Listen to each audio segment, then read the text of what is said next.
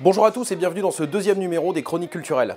Aujourd'hui, nous allons parler de l'incontournable Cyrano de Bergerac. Parodié en pyra, maintenant sanglots, le voilà donc ce nez qui, des traits de son maître, a détruit l'harmonie. Il en rougit, le traître. Qu'est-ce que tu fais? Je suis Cyrano. Non mais là on va parler du vrai Cyrano. Pas du personnage romancé par Edmond Rostand pour sa pièce.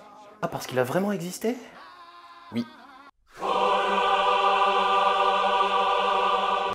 Tu n'en fais pas un peu trop là? Si.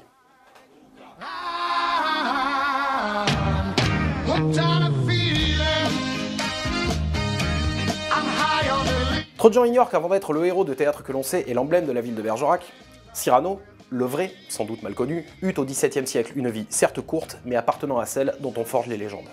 Moi, par exemple, je le savais pas. Ok, enchaînons. Savinien de Cyrano, dit de Bergerac, est né au début de l'année 1619 à Paris. Ah, attends, je te coupe. Ça veut dire qu'il n'est pas de Bergerac. Alors pourquoi il s'appelait de Bergerac? Je comprends ta déception. En réalité, Bergerac est le nom d'un des domaines que possédait la famille de Savinien. Si le nom fait tout de même référence à notre magnifique ville du sud-ouest, géographiquement, ce domaine est proche de Paris. Tu es en train de me dire qu'il n'a jamais mis les pattes à Bergerac? Non. Non.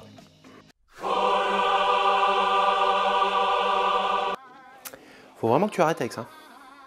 Si l'on met de côté cette petite entorse faite par Edmond Rostand, l'histoire et les traits de caractère des deux personnages sont très similaires. Le véritable Cyrano était, comme le personnage de théâtre, un poète libertin et un héros militaire aimant jouer de l'épée, puisqu'il a effectivement servi chez les légendaires cadets de Gascogne. Il était aussi un auteur visionnaire et controversé pour son époque, car farouchement anti-religieux. Nous lui devons notamment des œuvres comme La mort d'Agrippine ou encore Les États et empires de la Lune. Libertin. Non mais ça voulait pas dire la même chose à l'époque. L'irrévérence de Savinien et ses nombreux pamphlets contre l'Église et l'État lui auraient d'ailleurs coûté la vie, puisqu'il aurait succombé, comme le Cyrano fictif, à un accident suspect le 28 juillet 1655. Un odieux complot ourdi par des félons. On va passer à la suite de la chronique, ça te laissera le temps de te remettre.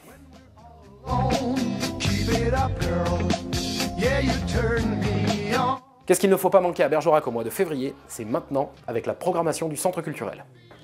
Classe le lancement. C'est un métier. Le 1er février, vous pourrez aller applaudir le chanteur Aldebert avec son spectacle pour petits et grands, Le Mur des Songes.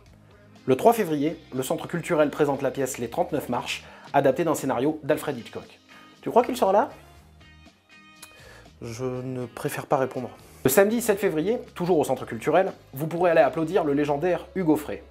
Et enfin, le 12 février, pour les amateurs de danse flamenco, vous pourrez assister au spectacle La Tremendita. Allez, flamenco. Qu'est-ce que tu fais? Bah, il danse.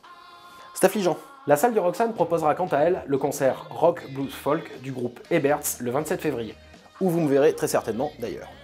Ah ben moi aussi du coup.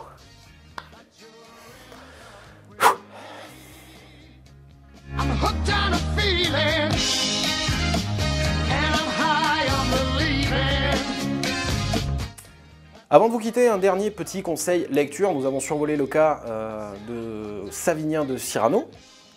Pour ceux qui voudraient en savoir un petit peu plus, il existe un bouquin écrit par un Bergeracois qui s'appelle Jean-Philippe Brial-Fontelive, qui s'appelle La véritable histoire de Cyrano de Bergerac, où là, toute la vie de ce grand poète finalement méconnu est détaillée. Donc je vous invite à vous le procurer dans les plus brefs délais.